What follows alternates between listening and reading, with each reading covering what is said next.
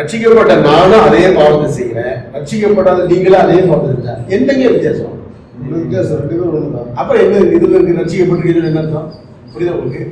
ரட்சிக்கப்பட்டுட்டேன் அப்படின்னா அவருடைய ரத்தத்தினால பாவம் கழுவப்பட்டுட்டா எனக்கு கிடைக்கிற அனுபவம் இல்லை. அந்த அனுபவம் தான் என்னுடைய வாழ்க்கை என்ன வாழ்க்கணும், சாட்சியுள்ள வாழ்க்கை வாழ வைக்கும். சரியா உங்களுக்கு? இப்போ எப்படி நமக்கு காமிக்கிறாங்கன்னா, கடவுள் வந்து எல்லாத்தையும் சகிச்சுக்கிறது மாதிரியும் மனுஷனை ஃப்ரீயா விட்டது மாதிரி காமிக்கிறாரு. அப்படி இல்லை. அதனால நோக்கத்தை இழந்துடுறோம். நம்ம ஆண்டவர் சொல்றாரு, நல்லா புரிஞ்சு கொள்ளுங்க. நம்மளை கர்த்தர் சொல்றாரு, நான் பிதாவுக்கு முன்பாக உங்களை கரை திரை அற்றவர்களாக நிப்பாட்டுவேன்னு சொல்றாரு. அதுக்கு இடம் கொடுக்குறவங்க வெளி மனுஷனை கலைஞ்சு கொடுக்குற அனுபவம் உடையவர்களாக இருப்பாங்க. இந்த அனுபவத்துக்கு இடம் கொடுக்காதவங்க அதை பத்தி கவலை அடிச்ச மாட்டாங்க, படமாட்டாங்க. புரியுதா? உங்களுக்கு? அதை பத்தி என்ன செய்ய மாட்டாங்க, கவலைப்படவே மாட்டாங்க. அவங்க என்ன நினைப்பாங்கன்னா, நாம நல்லா இருக்கணும். விசாசம் என்ன செய்வான்? எல்லாம் அள்ளி கொடுப்பான். ஆசீர்வாதம் என்ன பண்ணுவான்? அவளை ஏமாத்தி இவளை ஏமாத்தி அதை பண்ணி இதை பண்ணி இதை பண்ணி எல்லா ஆசீர்வாதத்தை சொல்லிக்கலாம். நான் ஆவிக்குரிய விஷயத்துல ரொம்ப முட்டாளா இருக்கு. ஆவிக்குரிய விஷயத்தை என்ன பண்ணவே முடியாது, சோதித்துக் கொள்ளவே முடியாது. தேவனுடைய வார்த்தை உங்கள் கண்களுக்கு மறைக்கப்பட்டிருக்கும். சரியா உங்களுக்கு? ஆவிக்குரிய காரியம் மறைக்கப்பட்டிருக்கும், ஆவிக்குரிய வளர்ச்சி மறைக்கப்பட்டிருக்கும், நம்பிக்கை மாத்திரம். அப்ப நீங்க இம்மைக்குரிய கிறிஸ்தவ உங்களை எதுக்கு ஆயத்தப்படுத்திக் கொள்ள? கட்டளையை விலங்கு வேதமே வெளிச்சம் போதக சிற்சையே ஜீவனுக்கு போகிற வழி என்று உங்களை என்ன செஞ்சுக்கல, நீங்க அறிந்து கொள்ளவில்லை. ஆமென். அப்ப இம்மைக்கான கிறிஸ்துவா, மகிமைக்கான கிறிஸ்துவா? ஆமென். இப்ப கிறிஸ்துவின் சாயல் என்னது? எவ்வளவு விஷயங்கள் இருக்கு. அப்போ ஒரு கிறிஸ்துவின் சாயல் இருக்கிறவங்களா தேவன் மகிமைப்படும்படியாக ஜபத்தில் இருப்பான். இதுதான் வேதனைங்க. குமாரன் பிதான் மகிமைப்படும்படியாக அதை செய்வேன். அப்போ கேட்குற ஜபம் கிடைக்கணும் அப்படின்னா பிதான் மகிமைப்படணும். இல்லைங்களா? அப்படிதான் அர்த்தம். ஆமாம். இப்போ சித்தர்களுக்கு வேதம் முழுவதும் அப்படிதான். இப்போ வந்து இதுதான் சித்தம் அப்படின்னா இந்த சித்தத்துக்குள்ள நான் அடங்கி இருக்கணும். அதை மீறி என்ன பண்ணக்கூடாது, செயல்படக்கூடாது. செயல்பட்டீங்கன்னா அதனுடைய விலை வந்து ரொம்ப என்னவா இருக்கும், மோசமாக இருக்கும். எப்படி வரும்னா, அங்கேயும் ஒன்றுமே தெரியாதுங்க, நல்லா இருக்க மாதிரி இருக்கும். அங்கே போகணும்னு சொல்றாரு, நான் ஒன்னே அறிய நீ சித்தத்துப்படி என்ன செய்யல இங்கே சொல்ல மாட்டாங்க. நம்ம ஆண்டவர் இருக்கிற ஒரு விஷயத்தை திரும்ப திரும்ப சொல்லுறேன். ஊழியக்காரில் எல்லாருமே ஒரு அவேர்னஸ் உங்களுக்கு வந்து யூதாஸ் அப்படிதான். யூதாஸை பார்த்து ஒரு நாள் ஆண்டவர்கிட்ட செய்யல, கண்டிக்கல. டேய் நீ இந்த மாதிரி பண்ண போறேன்னு சொல்லல, சொல்லாமலே கூட வச்சிருந்தாரு. அதான் நம்ம ஆண்டவர் ஜாக்கிரதையா இருக்கணும். கண்டிப்பா. புரியுதா உங்களுக்கு? நமக்கு ஒண்ணுமே சொல்லி நம்ம நல்லா சொன்னாரு,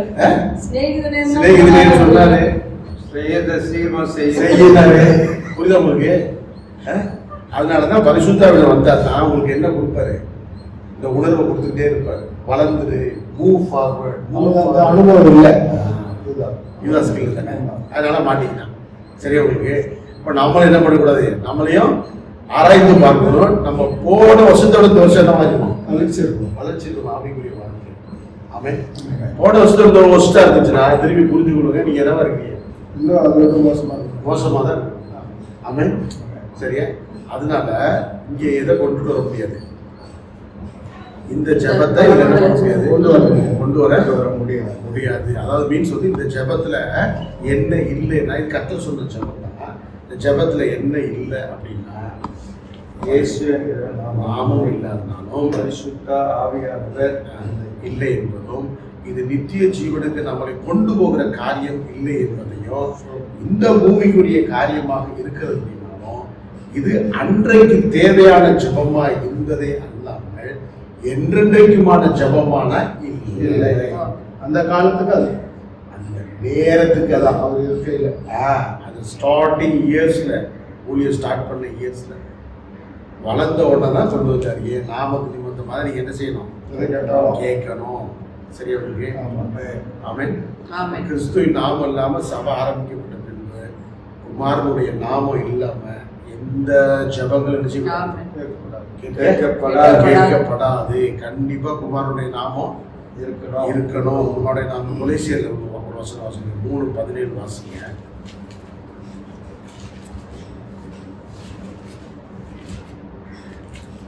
வார்த்தையினாலாவது கிரியையினாலாவது நீங்கள் எதை செய்தாலும் அதையெல்லாம் கர்த்தராகிய இயேசு கிறிஸ்துவின் நாமத்தினாலே செய்து அவர் முன்னிலையாக பிதாவாகிய தேவனை ஸ்தோத்திரியுங்கள். ஆமென். இப்ப இதுதான் நம்ம செய்யணும். எஸ். ஆமென்.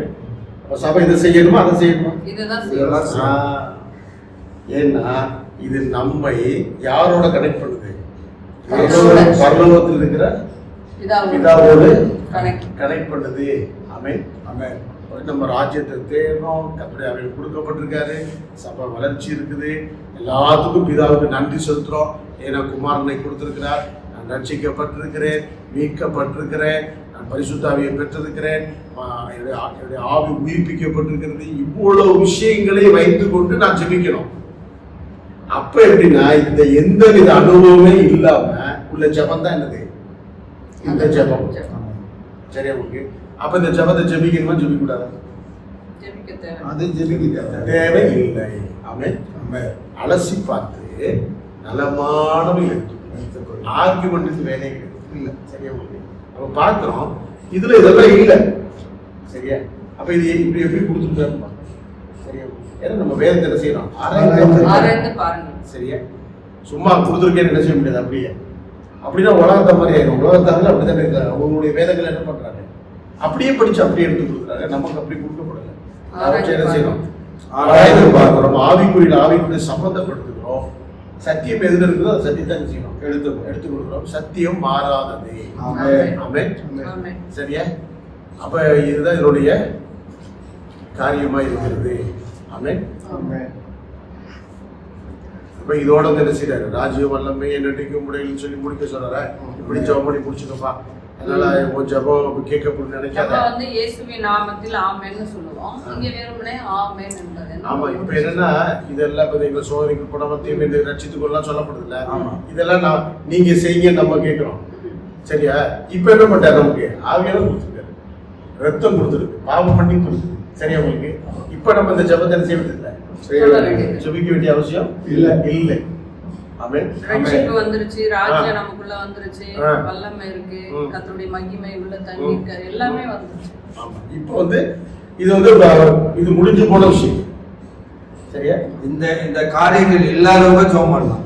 இந்த காரியம் இல்லாதவங்க, வல்லமை இல்லாதவங்க, தேவனுடைய ராஜ்யத்திற்குரிய காரியங்கள் இல்லாதவங்க ஜெபம் பண்ணி பூமிக்குரிய தேவைகள் எதிர்பார்க்கறவங்க செய்யலாம். ஏன்னா அன்றன்றுள்ள ஆகாரத்தை எங்களுக்கு தாரோம், பூமியில எங்களை தீமையில இருந்து ரட்சித்துக் கொள்ளும். உண்மையிலே ரட்சிக்கப்பட்டவர்களுக்கு இது எல்லாம் நமக்குள்ள இருக்கு. அதனால இதை நாம சொல்ல வேண்டிய அவசியம் இல்லை. கண்டிப்பா. ஆமென். அப்ப அந்த ஜெபம் எல்லாமே பாத்தீங்கன்னா பூமியை நோக்கி இருக்கும். சரியா? எல்லாமே பூமியை நோக்கி இருக்கும். எல்லாமே இங்க வர்றதுக்கு பூமியை காரியங்களா இருக்கும். இப்போ உள்ளது எல்லாமே வலது பாசம். அங்கிருந்து வந்த ஆவியானவர், அங்கிருந்து ஒரு வார்த்தை, ரட்சிப்பு எல்லாமே இயேசுவின் நிமித்தம் நமக்கு கிடைக்கப்பட்டதுனால இந்த ஜெபங்களை நம்ம என்ன செய்ய வேண்டியதில்லை, சொல்ல வேண்டிய அவசியம், இப்ப பிராக்டிஸ் பண்ண வேண்டிய அவசியம் இல்லை. ஏன்னா இதுல டெப்த்னு இல்லை. இது அந்த காலத்துக்கு கொடுக்கப்பட்டது. சரியா? உங்களுக்கு புரியுதா? உங்களுக்கு புரியுதா? ஓகே. இப்ப அடுத்து மத்தேயு 6ஆம் அதிகாரம் 15வது வசனத்துல, மனுஷருடைய தப்பிதங்களை நீங்கள் அவர்களுக்கு மன்னியாது இருந்தால் உங்கள் பிதா உங்கள் தப்பிதங்களையும் மன்னியாது இருப்பார் என்று சொல்லப்பட்டிருக்கு. இதுல தப்பிதங்கள் அப்படின்னு சொல்லப்பட்டிருக்க அந்த வார்த்தைக்கு பாவத்தை குறித்து நம்ம எடுத்துக்கொள்ளலாமா இல்ல எல்லா குற்றத்தை பற்றியும் எடுத்துக்கொள்ளலாமா, எதை நம்ம பகுத்து பார்க்கறது இது சொல்லுவோம். அது என்னன்னா, மனுஷனுடைய தப்பிதங்களை தேவன் எப்படி பார்க்கிறாரு, மனுஷனுடைய பிரச்சனைகளாக தேவன் எப்படி பார்க்கிறாருன்னா, ஏசாயால எடுத்து 1வது அதிகாரத்துக்கு வாசிச்சீங்கன்னா மனுஷங்களை இஸ்ரவேல் ஜனங்கள் எப்படி அப்படி டிஸ்கிரைப் பண்றது பாருங்க. 1:4 வாசிக்கல. ஐயோ பாவம் உள்ள ஜாதியும் அக்கிரமத்தால் பாரம் சுமந்த ஜனமும் பொல்லாதவர்களின் சந்ததியும் கேடு உண்டாக்குகிற புத்திரருமாய் இருக்கிறார்கள். கர்த்தரை விட்டு இஸ்ரவேல் பரிசுத்தருக்கு கோபம் உண்டாக்கி பின்வாங்கி போனார்கள். ஆமென். என்ன சொல்றாரு, இந்த தப்பிதங்கள் சொல்லும்போது இங்க எப்படி கொண்டு வர்றாரு, மனுஷனுடைய தப்பிதங்கள் சொன்னா என்னென்னலாம் அவருடைய பார்வையில் இருக்கு பாருங்க. பாவம் இருக்கு, அக்கிரமம் இருக்கு, கொண்டாத சந்ததி, கேடு உண்டாக்குறவங்க. சரியா? இது எல்லாமே நம்ம கொடுக்கப்பட்டிருக்க. இதுதான் மனுஷனுடைய சுபாவம், தப்பிதங்கள். சரியா? இப்ப இந்த தப்பிதங்கள்ல நாம எதை மன்னிக்க முடியும் அப்படின்னா, பாவம் பண்றதை நம்மளால என்ன செய்ய முடியாது, மன்னிக்க முடியாது. அதனாலதான் மனுஷருடைய பாவங்களை நீங்கள் அவருக்கு மன்னிங்கன்னு சொல்ல, தப்பிதங்களையும் சொல்றாரு. ஆமென். அவருடைய தவறுகள் என்ன செய்ய மன்னிங்க. அவங்களுடைய இப்ப ஏசாயால வாட்ச் தானே, இந்த காரியங்கள்லாம் இருக்கு தானே, இதெல்லாம் நீங்க என்ன செய்யுங்க, மன்னிங்க. சரியா? ஆனா உண்மையானவே இந்த பாவம் மன்னிப்பு வருமா அப்படின்னா வர சான்சஸ் இங்க என்ன இல்லை. இங்க என்ன செய்யறாரு, இஸ்ரவேல் ஜனங்களுக்கு சொல்லிட்டு வராரு. இப்ப சொல்லும் போது இது எல்லாமே ஆண்டவரே தன்னுடைய சீசர்களுக்கு எல்லாமே என்ன பண்ணிட்டு வர்றாரு, சொல்லிட்டு வர காரியம். இப்ப என்ன சொல்றாரு, நீ என்ன பண்ணு, மன்னிக்கிற சுவாபம் உள்ளவனாக நீ இரு. சரியா? தப்ப என்ன பண்ணு, மன்னி. சரியா? அப்ப நீ மன்னிக்கும் போது உனக்கு என்ன கிடைக்கும், மன்னிப்பு. உனக்கு வந்து ஒரு மன்னிப்பு கிடைக்கும். நீங்க மன்னிச்சீங்கன்னா தான் சொல்றாரு, நீங்க மன்னிச்சீங்கன்னா உங்களுக்கு உங்கள் தப்பிதங்களை என்ன பண்ணுவாராம், மன்னிப்பாரு. சரியா? நீங்க மன்னிக்கலைன்னா உங்களுடைய தப்பிதங்களை என்ன செய்யாது, மன்னிக்கப்படாது அப்படிங்கிற ஒரு லாபம் இங்க கொண்டு வர்றாரு. நீங்க செஞ்சீங்கன்னா தான், நீங்க விதைச்சீங்கன்னா உங்களுக்கு என்ன இருக்கும், விதைக்கப்படும், உங்களுக்கு திருப்பி பலனா கிடைக்கும். நீங்க விதைக்காம நீங்க என்ன பண்ண முடியாது, அறுக்க முடியாது. அந்த ஆஸ்பெக்ட்ல கொண்டு வராரு. நீங்க என்ன செய்யணும்னா மனுஷனுடைய தப்பிதங்களை பண்ணீங்க. ஆனா இது மனிதனுக்கு மனிதன் பொருந்துமே இல்லாம பாவத்துக்கு பொருந்தாது. பாவத்தை மன்னிக்கக்கூடிய அதிகாரம் கர்த்தர்ட்ட மட்டும்தான் இருக்கு. மனுஷனுடைய மன்னிப்பு எப்படி இருக்குன்னா, இப்ப நான் உங்களை மன்னிப்பேன், திரும்பமாக ஒரு நிலைமை வரும்போது படக்காத நினைச்சு பார்க்குறேன். ஆமா, சரியா? உங்களுக்கு நான் மன்னிப்பேன் பாஸ்டர், சூழல்ல வரும்போது அன்னைக்கு எப்படிதான் தெரியுமா, புரியுதா உனக்கு, சொல்லி ஆண்டாலும் தெரியுமா பண்ணிட்டாப்பா, அவட நான் தான் என்ன தெரியும் பண்ணேன், போன போட்டு தெரியுமா, இன்னைக்கு மறுபடியும் அதே பண்றாங்க சொல்றோம். மனிதனுடைய மன்னிப்பு. ஆனா தேவன் மன்னித்தாருன்னா மறுத்துறாரு, தூக்கி போட்டு காணாதவரை போல தூக்கி போட்டுறாரு. அவ்வளவுதான். மன்னிப்பு வந்து சுத்தமானவன், மன்னிக்கப்பட்டு அது திரும்பமாக அவருடைய எண்ணத்துக்கும் வராது, நம்முடைய எண்ணத்துக்கும் வராது. அதுதான் இருக்கிற பியூட்டி. ஆமென். புரிஞ்சு கொள்ள. அதனால என்ன சொல்றாரு, நீங்க பாவத்தை என்ன செய்யாதீங்க, பாவத்தை அக்கிரமங்களை நீ என்ன செய்ய முடியாது, மன்னிக்காது. ஏன்னா பாவங்கள்லயே எங்க இருக்கு டிஸ்கிரைப் பண்றது இருக்கு, எல்லாமே ஏற்றுக்கொள்ளப்படும் முடியாது. மரணத்துக்கு ஏதுவான பாவம் இருக்கு, எல்லாத்துக்கும் நீ நான் ஜெபம் பண்ணு சொல்ல, எல்லாத்தையும் கர்த்தர் மன்னிச்சுவாருன்னு சொல்ல, அதுலயே ஒரு மெரிட் இருக்கு, அதுலயே ஒரு ஸ்டாண்டர்ட் இருக்கு. ஏன்னா அவர் யாரு, எதை இவங்கெல்லாம் ஆவியை பெற்றவங்க பாஸ்டர்.